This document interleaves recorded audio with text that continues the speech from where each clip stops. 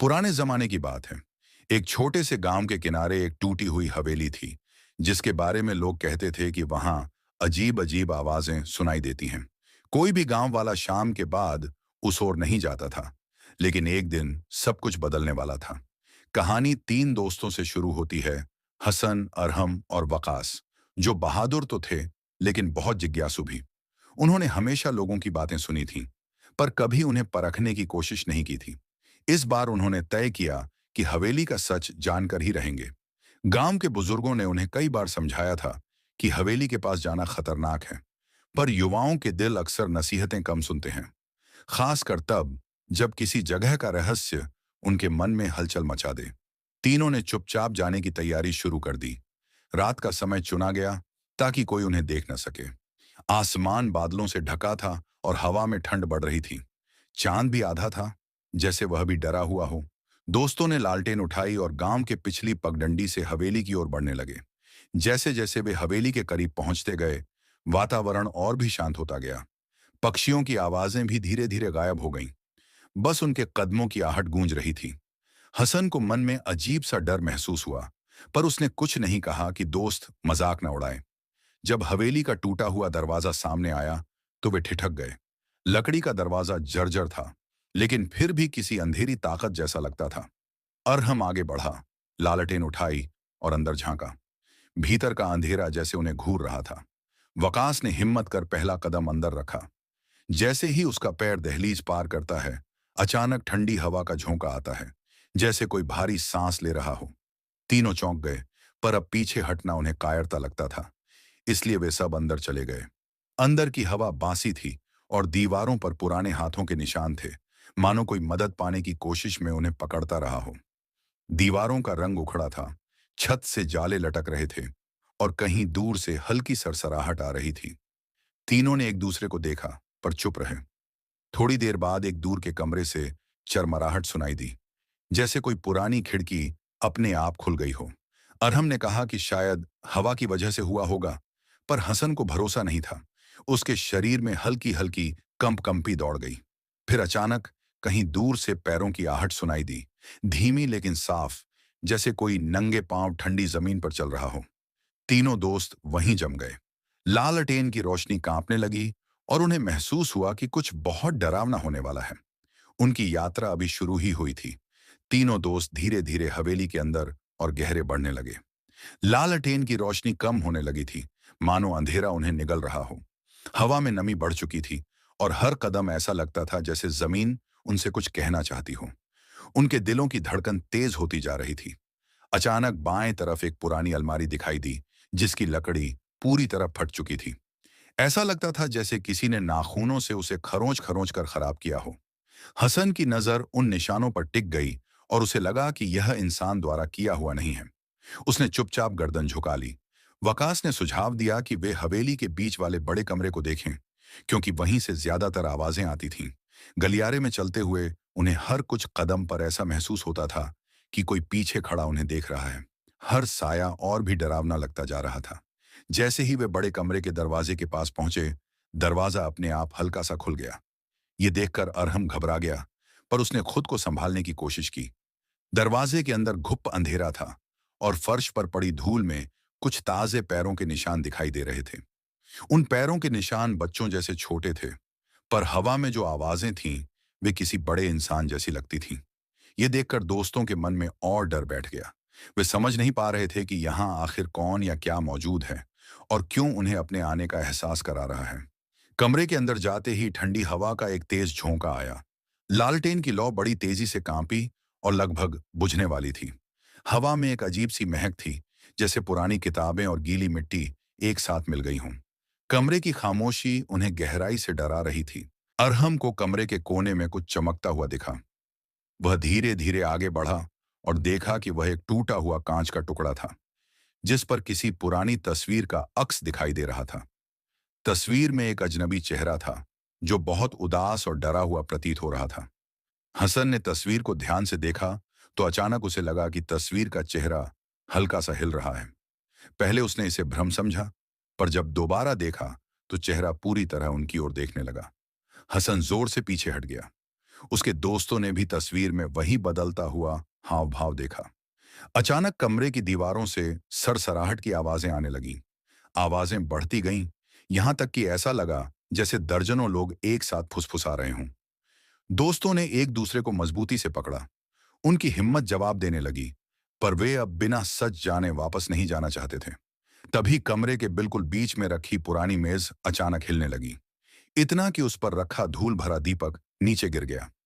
आवाज पूरे कमरे में गूंज उठी। तीनों पीछे हट गए, पर इससे पहले कि वे कुछ कर पाते, उनके सामने जमीन पर एक काली परछाई उभरने लगी। जमीन पर उभरती काली परछाई धीरे धीरे आकार लेने लगी। उसका रूप धुएं जैसा था, लेकिन अंदर से किसी इंसान की परछाई जैसा लगता था। तीनों दोस्त स्तब्ध खड़े रह गए। हवा अचानक भारी हो गई और लालटेन की रोशनी उस पर पड़ते ही हल्का सा कांपने लगी। हसन ने कांपती आवाज में कहा कि शायद यह कोई भ्रम हो, पर उसके शब्द खुद उसे ही विश्वास नहीं दिला पा रहे थे। वकास ने धीरे से एक कदम पीछे हटाया। परछाई उनकी ओर बढ़ती हुई लग रही थी, जैसे वह उन्हें पहचान रही हो। कमरे की हवा बर्फ जैसी ठंडी हो गई। अरहम ने हिम्मत करके लालटेन ऊंची उठाई। रोशनी पड़ते ही परछाई अचानक पीछे खिसक गई। इससे उन्हें थोड़ा साहस मिला, लेकिन परछाई की हरकतें इंसानी नहीं थीं। वह पहले धुएं की तरह फैलती और फिर एक बिंदु पर सिमट जाती, मानो उसे रोशनी से डर लगता हो। तीनों ने सोचा कि शायद आगे बढ़कर देखना चाहिए कि यह परछाई आती कहां से है। उन्होंने कमरे के कोने की ओर कदम बढ़ाए, जहां वह पहली बार प्रकट हुई थी। वहां फर्श थोड़ा गीला था और ऐसा लगता था जैसे किसी ने वहां लंबे समय तक बैठकर रोया हो।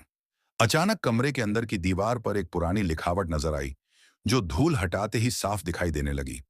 उसमें लिखा था, जो सत्य खोजेगा वही अंधकार जगाएगा। लिखावट बहुत पुरानी थी, मानो किसी ने कांपते हाथों से आखिरी बार चेतावनी दी हो। तीनों और भी बेचैन हो गए। लिखावट के नीचे एक गहरा निशान बना था, जो मानो किसी भारी चीज के खिसकने से बना हो। वकास ने धीरे से फर्श को छुआ और उसे लगा कि इसके नीचे कुछ खोखला है। उसने अपने दोस्तों को इशारा किया और तीनों मिलकर उस हिस्से को हल्के से दबाने लगे। जैसे ही उन्होंने दबाया, फर्श की लकड़ी खिसकी और एक छोटा दरवाजा खुल गया। उसके नीचे अंधेरी सीढ़ियां थीं, जो हवेली के नीचे किसी तहखाने में जाती थीं। हवा की गंध तुरंत बदल गई। अब वह सड़ी हुई और भारी लग रही थी, जैसे वर्षों से बंद गुफा खुली हो। सीढ़ियों से आती हवा में किसी के सिसकने जैसी आवाज भी थी, हल्की लेकिन बहुत दर्द भरी। तीनों ने एक दूसरे की ओर देखा। भय बढ़ता जा रहा था, लेकिन जिज्ञासा भी उतनी ही गहरी। अगर यह हवेली का सच्चा रहस्य था, तो उन्हें नीचे जाकर देखना ही होगा। हसन ने सबसे पहले कदम ऊपर से नीचे रखा। लकड़ी की पुरानी सीढ़ियां उनके वजन से कराहने लगीं। लालटेन की रोशनी नीचे तक नहीं पहुंच पा रही थी। हर कदम ऐसा लगता था जैसे कोई नीचे से उनका इंतजार कर रहा हो। अंधेरा लगभग जीवित महसूस हो रहा था। जैसे ही वे आधी सीढ़ियां उतरे, काली परछाई फिर से ऊपर से नीचे की ओर बढ़ने लगी, मानो वह उन्हें इस तहखाने में खींचना चाहती हो। तीनों अब फंसे हुए थे। पीछे जाना भी खतरनाक और आगे बढ़ना भी। उनकी सांसें भारी हो गईं। सच्चाई अब बहुत करीब थी। तहखाने में उतरते ही ठंड कई गुना बढ़ गई। हवा इतनी भारी थी कि सांस लेना मुश्किल लगने लगा। सीढ़ियों का हर स्टेप कराहता था, जैसे कोई अदृश्य बोझ उसे दबा रहा हो। लालटेन की रोशनी भी अब छोटी हो गई थी, मानो अंधेरा उसे निगल रहा हो। नीचे पहुंचते ही तीनों दोस्तों ने खुद को एक लंबे तंग कमरे में पाया। दीवारों पर नमी और फफूंदी की मोटी परत थी। कहीं कहीं पुरानी रस्सियां और जंग लगे लोहे के औजार पड़े थे। ऐसा लग रहा था कि यह जगह कभी किसी के बंदी गृह की तरह इस्तेमाल होती थी। अचानक अरहम को कमरे के कोने से किसी के धीमे धीमे रोने की आवाज सुनाई दी। आवाज इतनी उदास थी कि सुनते ही उनके रोंगटे खड़े हो गए। वे धीरे धीरे उस दिशा में बढ़े, लेकिन वहां कोई दिखाई नहीं दे रहा था। रोने की आवाज जैसे दीवारों के भीतर से आ रही थी। हसन ने महसूस किया कि कमरे की हवा अचानक और ठंडी हो गई है। उसके हाथ सुन्न होने लगे। तभी दीवार पर रखी एक पुरानी टंगी हुई लालटेन अपने आप जल उठी। उसकी लौ हल्के नीले रंग की थी, अजीब और अप्राकृतिक। उससे पूरा तहखाना डरावनी रोशनी से भर गया। अब दीवारों पर पुराने खून जैसे धब्बे साफ दिखाई देने लगे। उन धब्बों पर उंगलियों के निशान बने थे, मानो किसी ने यहां से बाहर निकलने की कोशिश की हो, पर सफल नहीं हुआ हो। वकास ने इन्हें देखकर घबराहट में एक कदम पीछे लिया और उसका पैर किसी चीज से टकराया। नीचे झुककर देखने पर पता चला कि वह एक छोटा लकड़ी का बक्सा था। उस पर पक्का ताला लगा था, लेकिन जैसे ही वकास ने उसे छुआ, ताला अपने आप खुल गया। बक्सा खोलते ही उसमें से पुरानी काली पोटली मिली, जिसे खोलने की हिम्मत किसी में नहीं थी। अरहम ने थोड़ी हिम्मत जुटाकर पोटली खोली। अंदर एक बेहद पुराना, मटमैला कागज था, जिसमें किसी बच्चे की तस्वीर बनी थी। तस्वीर के नीचे लिखा था, खोया हुआ, उसे वापस मत बुलाना। लिखावट इतनी कांपती हुई थी कि लगता था इसे दर्द में लिखा गया हो। तभी तहखाने की हवा में अचानक सिसकियों के बजाय एक तीखी चीख गूंज उठी, इतनी तेज कि तीनों दोस्त डर से उछल पड़े। आवाज सीधे उनके पीछे से आई थी। उन्होंने मुड़कर देखा।